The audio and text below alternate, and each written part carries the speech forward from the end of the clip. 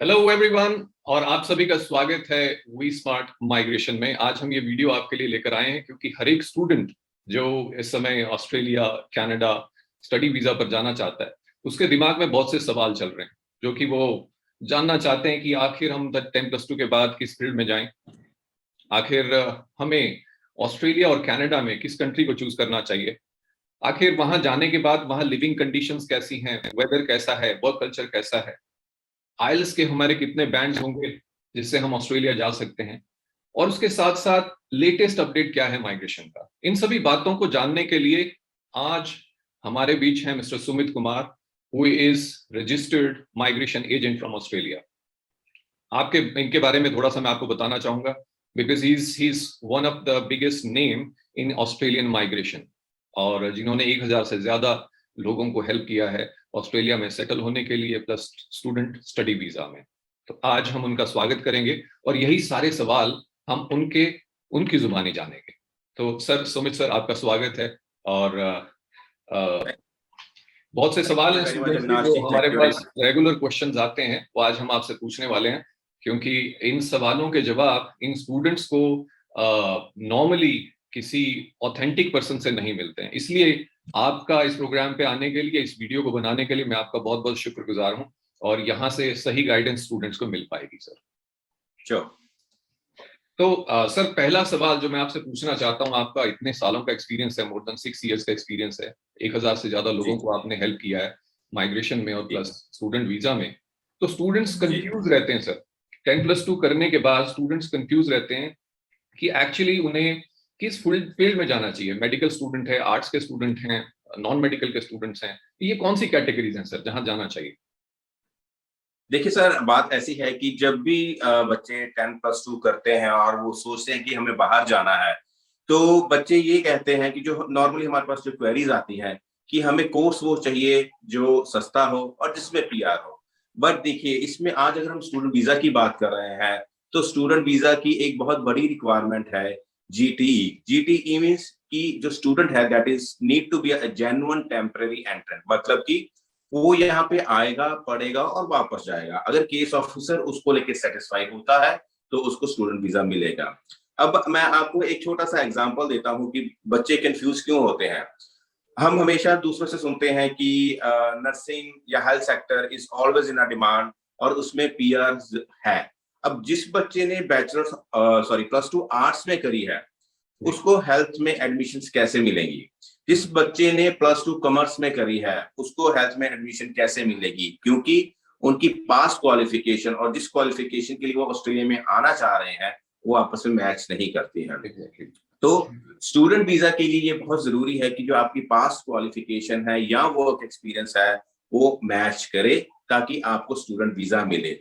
बाकी अगर हम उसके आगे स्टूडेंट वीजा के बाद की बात करें, स्किल वीजा के या पीआर पाथवे का, तो no doubt health section is always in a demand. ठीक है, इंजीनियर्स डिमांड में है, IT always in a demand.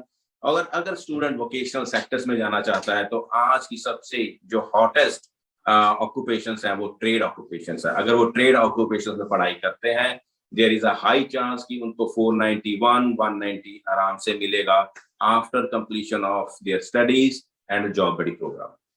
बहुत बढ़िया, बहुत अच्छे तरीके से आपने स्टूडेंट्स को समझाया कि आपकी जो स्टडीज हैं वो रेलेवेंट होनी चाहिए, तभी उसका आपको फायदा मिलने वाला है। एक और सवाल जो अक्सर स्टूडेंट्स के दिमाग में रहता है सर, वो है कि कितना एक्सपेंस होगा। बिकॉज एक्सपेंस को लेके ये मार्केट, आप जानते हैं कि कोई भी सही गाइडेंस नहीं देता है, और क्योंकि आप माइग्रेशन रजिस्टर्ड एजेंट हैं तो आप ये बेहतर बता पाएंगे कि एग्जैक्टली कितना एक्सपेंस होता है। देखिए सर, इमिग्रेशन डिपार्टमेंट ने जो एक्सपेंस है वो क्लियरली डिफाइन करा हुआ है। उसमें कुछ एक क्राइटेरियाज होते हैं जिसमें उन्होंने जो अमाउंट है वो मेंशन करी हुई है। फॉर एग्जांपल, अगर एक सिंगल एप्लीकेंट है वो बैचलर्स के लिए आना चाह रहा है ऑस्ट्रेलिया में, तो उसकी जो कैलकुलेशन है उस एप्लीकेंट के पास 21,041 ऑस्ट्रेलियन डॉलर्स के इक्विवेलेंट लिविंग एक्सपेंस उसको शो करने हैं। उसको $2,000 जो है ट्रैवल एक्सपेंस शो करने हैं।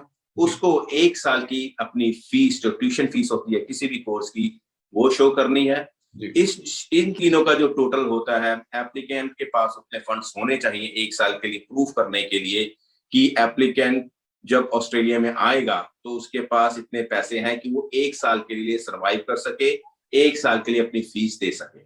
तो ये जो फिगर्स हैं ये इमिग्रेशन डिपार्टमेंट ने ऑलरेडी दी हुई हैं। इसके सिवा अगर वो एप्लीकेंट मैरिड है या उसके बच्चे हैं तो उनकी भी जो फिगर्स हैं वो ऑलरेडी डिफाइन करी हुई है। जी बिल्कुल, आपने बड़ा क्लैरिटी के साथ बताया कि कितना एक्सपेंस जो है एक पर पर्सन होता है। लेकिन यहाँ एक और जी सवाल खड़ा होता है सर, जो अक्सर स्टूडेंट्स जी हमसे पूछते हैं कि जो ये फंड्स हैं, ये फंड्स कितने पुराने होने चाहिए? क्या ये लेटेस्ट फंड्स चल सकते हैं?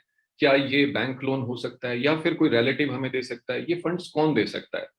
इसके बारे में थोड़ा बताएं। देखिए, हाँ, ये बहुत अच्छा क्वेश्चन है जो हम अपनी डे टू डे एक्टिविटीज में जो केसेस आते हैं, ये लोग हमारे साथ या स्टूडेंट क्वेश्चन करते हैं।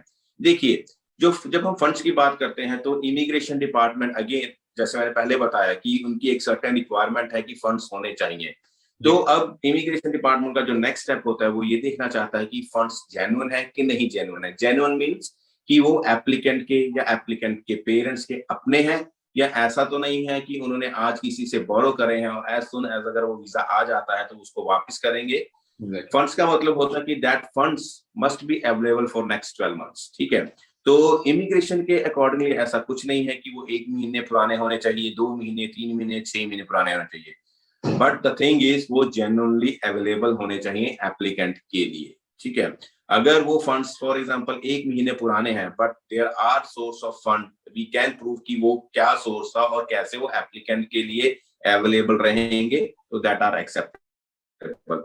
इन अ कॉमन नोट जो हम ये कहते हैं कि 3 महीने या उससे ज्यादा जो पुराने फंड्स हों, that look more relevant, that look more genuine. ठीक है, तो फंड्स की कोई ऐसी लिमिटेशन नहीं कितने पुराने, बट जितने पुराने होने चाहिए, मिनिमम 3 महीने से अगर ज्यादा है तो वो बहुत अच्छे हैं।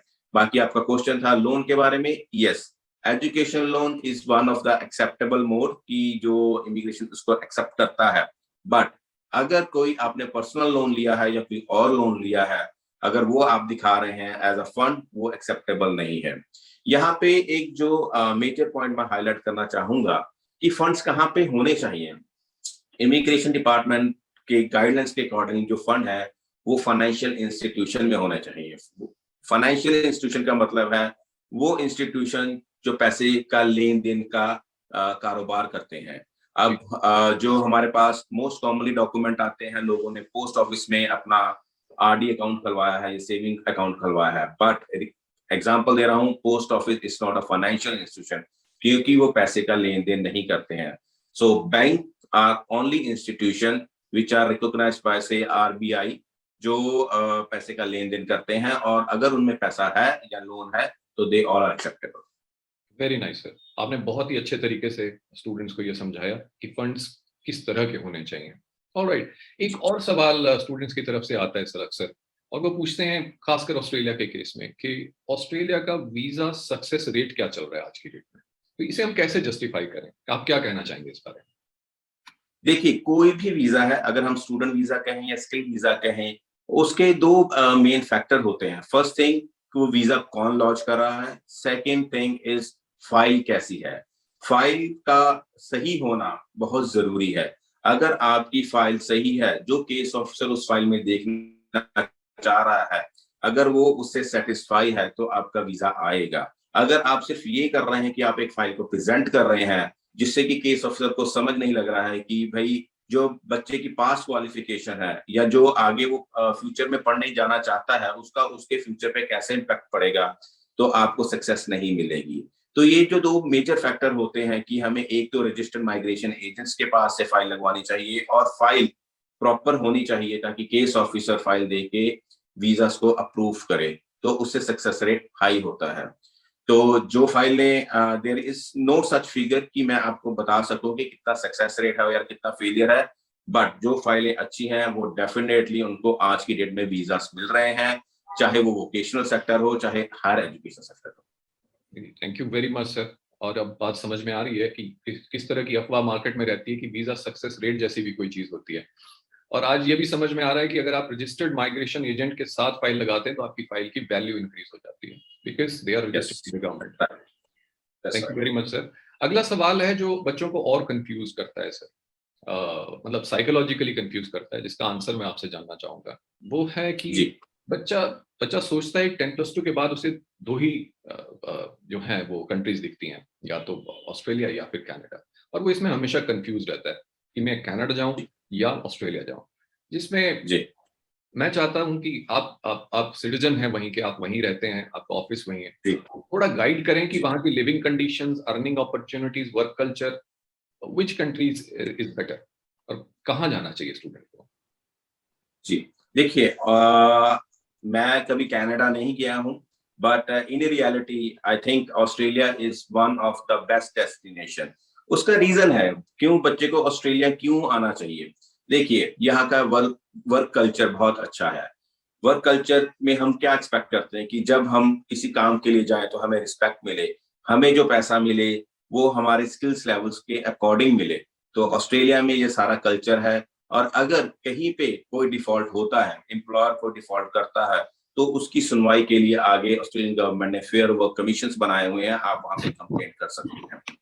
जो सबसे इम्पोर्टेंट बात है बिटवीन ऑस्ट्रेलिया एंड कनाडा, जो ऑस्ट्रेलिया का वेदर है वो एकदम एशियन कंट्रीज या हम कह लें इंडिया के अकॉर्डिंग ही है।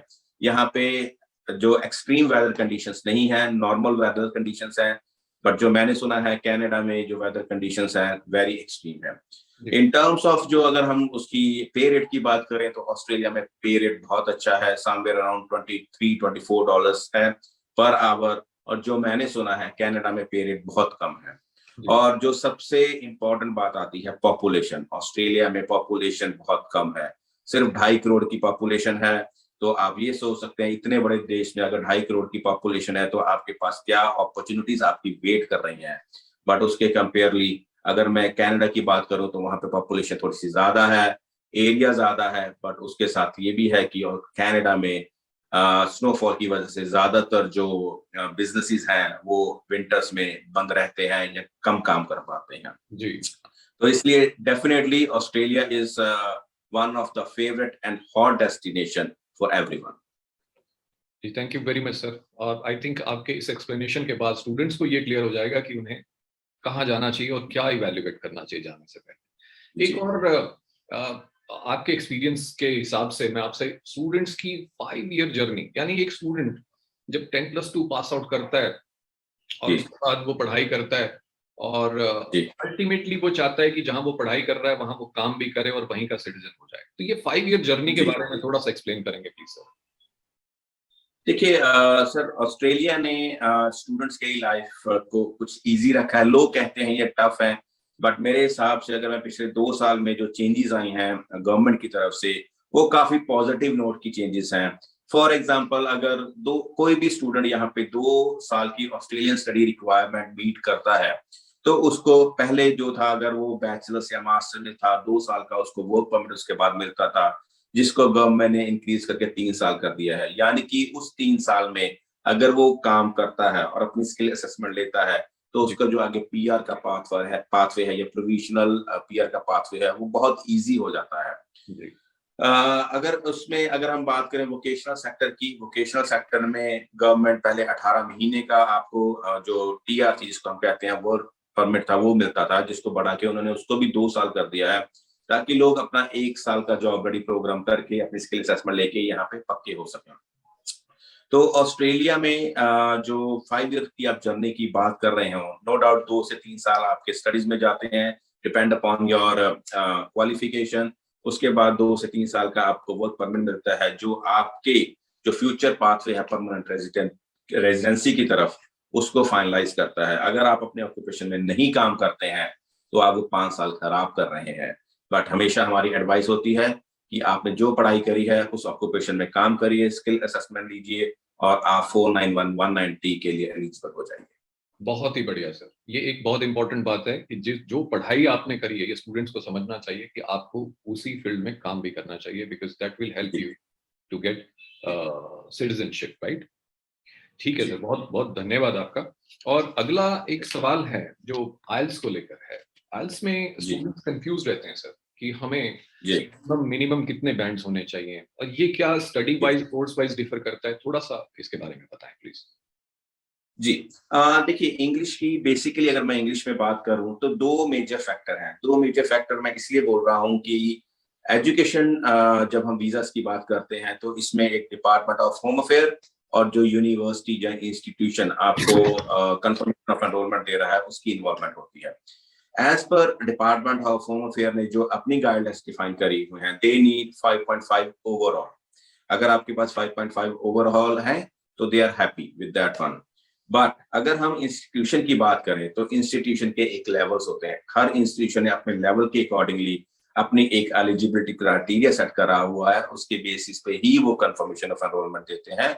जैसे कि एग्जांपल मैं आपको देना चाहूंगा कि अगर कोई बच्चा बैचलर्स में जाना चाहता है या मास्टर्स में जाना चाहता है, एक्सेप्ट हेल्थ सेक्टर को कल छोड़ दे तो the minimum requirement is 6 each, 6.45 overall.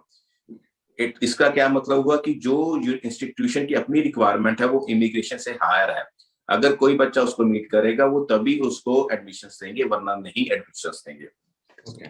एक और चीज जो मजे वाली है जो मैं यहाँ पे बताना चाहूंगा, अगर हम इंडिया या साउथ एशियन या एशियन कंट्रीज में जाते हैं तो वहां पे ये बड़ा बड़ा चढ़ाकर बताया जाता है कि जो इंग्लिश है वो आप एकेडमिक उसमें मॉड्यूल में दीजिए, जनरल वाली नहीं चलती है। बट इन रियलिटी इमिग्रेशन के प्रोविजंस, जो अपनी प्रोविजंस है उसमें ऐसा कहीं नहीं है कि स्टूडेंट वीजा के लिए एकेडमिक ही होनी चाहिए, जर्नल नहीं होनी चाहिए। Okay. आप जो इंग्लिश की रिक्वायरमेंट मीट कर रहे हैं ईदर इन एकेडमिक और journal, they both are acceptable. बहुत बहुत धन्यवाद आपका, क्योंकि ये बहुत इंपॉर्टेंट बात थी जो स्टूडेंट्स को शायद ही मालूम हो कि जनरल और एकेडमिक आप दोनों ही दे सकते हैं पढ़ाई के लिए। एक और सवाल है सर, जो कोविड के दौरान आपने देखा था कि बहुत सारे रिफ्यूजल्स हुए थे, क्योंकि ऑस्ट्रेलिया ने अपने बॉर्डर्स बंद कर दिए थे और उस समय जो जी। केसेस लगे थे उसमें रिफ्यूजल्स आई थी। तो उस तरह के केसेस वो स्टूडेंट्स अक्सर हमसे पूछते हैं कि क्या हम दोबारा अप्लाई कर सकते हैं, अगर होगा तो कैसे असेसमेंट होगा, कुछ इस बारे में आप बताएं स्टूडेंट्स को प्लीज। देखिए, अविनाश जी, ये डिपेंड करता है कि केस फाइल कैसी थी। जो केस फाइल रिफ्यूज हुई है, मैं अगर उस केस में दम है, उसमें पेपर सही है, तो yes definitely we can move forward. But उसके लिए चैलेंजिंग पार्ट इज फर्स्ट हमें इंस्टीट्यूशन को कन्विंस करना पड़ेगा कि भाई ये बच्चा कैसे जेन्युइन स्टूडेंट है। क्योंकि अल्टीमेटली अगर कोई इंस्टीट्यूट आपको एडमिशन नहीं देगा तो आप स्टूडेंट वीजा लॉन्च नहीं कर सकते। बट इसमें अब सोचने वाली बात यह है कि मान लीजिए किसी स्टूडेंट वीजा, स्टूडेंट होल्डर या स्टूडेंट जिसने एप्लीकेशन लगाई है उसने लास्ट ईयर 2021 में एप्लीकेशन लगाई थी और उसकी 2021 में एप्लीकेशन रिफ्यूज होगी विद एनी सो रीजन। आज हम 2022 में बैठे हैं, तो वो उस बच्चे ने एक साल में क्या किया है? अगर उस बच्चे ने एक साल में कुछ नहीं किया है, वो आज भी वेट कर रहा है कि जब ऑस्ट्रेलिया बॉर्डर खोलेगा तो मैं वीजा एप्लीकेशन लगाऊंगा, दो देयर आर हाईली चांस कि उसका वापस से रिफ्यूजल आएगी, क्योंकि that children is not a genuine student. अगर उसको ऑस्ट्रेलिया का वीजा नहीं मिल रहा है और अगर उसको पढ़ना है और अपना करियर बनाना है तो वो अपनी होम कंट्री में भी बना सकता है। बट जो लोग स्टूडेंट आने के बाद भी पढ़ाई कर रहे हैं और अच्छे नंबर अच्छे ग्रेड के साथ पढ़ाई कर रहे हैं, यस, वो एक ये दर्शाता है कि वो स्टूडेंट जेन्युइन स्टूडेंट है, उनको वीजा रिफ्यूजल से कोई फर्क नहीं पड़ता है, उनको अपने करियर के प्रति वो समर्पित हैं और इसलिए उन्होंने अपनी कंट्री में ही अपनी पढ़ाई शुरू कर दी है। और अगर वो अच्छे नंबर लेते हैं, उनकी अच्छी परसेंटेज है, आईएलटीएस में अच्छा स्कोर है, फंड्स अच्छा है, तो yes definitely definitely they can again launch a student visa application. Very nice sir, thank you very much. ये बहुत इंपॉर्टेंट सवाल था जो स्टूडेंट्स अक्सर पूछते हैं। अंत में आपने बहुत जी। सारी जानकारी आज दी है सर। अंत में बस आपसे एक आखिरी सवाल है कि अ, आज की डेट में जी। इमिग्रेशन का, ऑस्ट्रेलियन इमिग्रेशन का लेटेस्ट अपडेट क्या है स्टूडेंट्स के लिए? देखिए, जब से बॉर्डर ओपन हुए हैं बहुत सारे स्टूडेंट वीजा आ रहे हैं। ये बट उसमें जो आगे प्रोसेसिंग टाइम था जो स्टूडेंट वीजा का, that was around 1 month. But अब वो बढ़ के अराउंड 2.5 to 3 मंथ्स हो गया है। उसका रीजन यही है कि बहुत सारे लोग स्टूडेंट वीजा एप्लीकेशन लगा रहे हैं और वो एप्लीकेशंस अप्रूव भी हो रही हैं। बट जो मेजर और जो इम्पोर्टेंट बात यह है कि स्टूडेंट को जीटीई क्राइटेरिया मीट करना ही पड़ेगा। अगर कोई भी स्टूडेंट जीटीई क्राइटेरिया मीट नहीं करता है तो सक्सेस रेट उसका नहीं होगा। तो इसलिए जीटीई मीट करने वालों के student visa around 2 to 3 months में आ रहे हैं, even in vocational sector, even in higher education sector. Very nice sir, बहुत बहुत धन्यवाद सर आपका टाइम देने के लिए। एंड स्टूडेंट्स, ट्रस्ट मी, आज आपको बहुत सारी ऐसी जानकारी मिली होगी जो कि जो सवाल आपके थे, जिनके आंसर्स आपको बाजार में नहीं मिलते हैं, क्योंकि ये जो रजिस्टर्ड माइग्रेशन एजेंट्स हैं वही दे सकते हैं। बिकॉज जो person who is highly experienced in this field और जिनका सक्सेस रेट 1000 से ज्यादा लोगों को भेजने का है या फिर हेल्प करने का है, वही आपके इन सवालों का जवाब दे सकते हैं। और आपने देखा होगा आइल्स को लेकर कंफ्यूजन होती है और चीजों को लेकर कंफ्यूजन होती है, वो सारी कंफ्यूजन आज सुमित सर ने दूर कर दी है। तो मैं आपसे यही कहूंगा कि आपकी स्क्रीन पर ये नंबर फ्लैश हो रहे हैं, इन नंबर्स को देखिए, और अगर आप ऑस्ट्रेलिया जाना चाहते हैं तो रजिस्टर्ड माइग्रेशन एजेंट के थ्रू ही जाएं। तो जो सर का रजिस्ट्रेशन नंबर है वो भी स्क्रीन पर फ्लैश हो रहा है। अगर आप ऑस्ट्रेलिया में हैं, ऑस्ट्रेलिया में कोई हेल्प चाहते हैं, तो आप Sumit sir and our team जो ऑस्ट्रेलिया में है उन्हें कांटेक्ट कर सकते हैं, वो आपकी पूरी मदद करेंगे। इसी के साथ थैंक यू वेरी मच, और नेक्स्ट वीडियो में हम सर को फिर से लेकर आएंगे, फिर से कष्ट देंगे, जिसमें हम बात करेंगे स्किल्ड वीजा के बारे में। So thank you very much, thank you everyone. Thank you Avinash ji, मुझे बुलाने के लिए very very much, thank you.